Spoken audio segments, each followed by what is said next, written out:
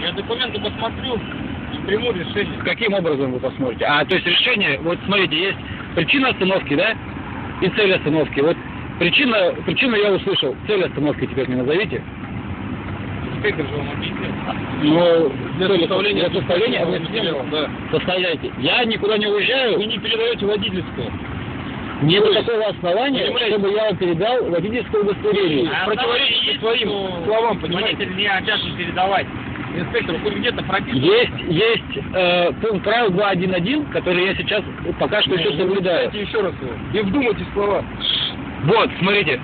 Обязан иметь и передать по требованию сотрудника полиции документы для проверки. Там есть такое слово «для проверки». Проверка осуществляется через радиостанцию, которая находится в патрульном автомобиле. Проверка осуществляется документов только на стационарном посту. Стационарные посты отменили, молодой человек. Вы понимаете?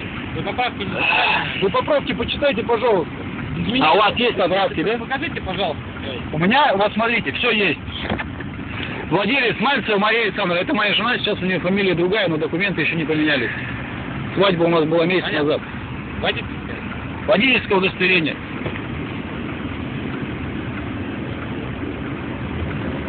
И страховой полис.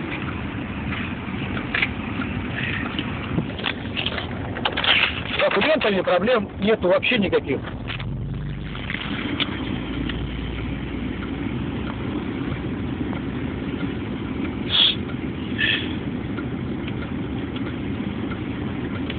Всего доброго, счастливо. До свидания.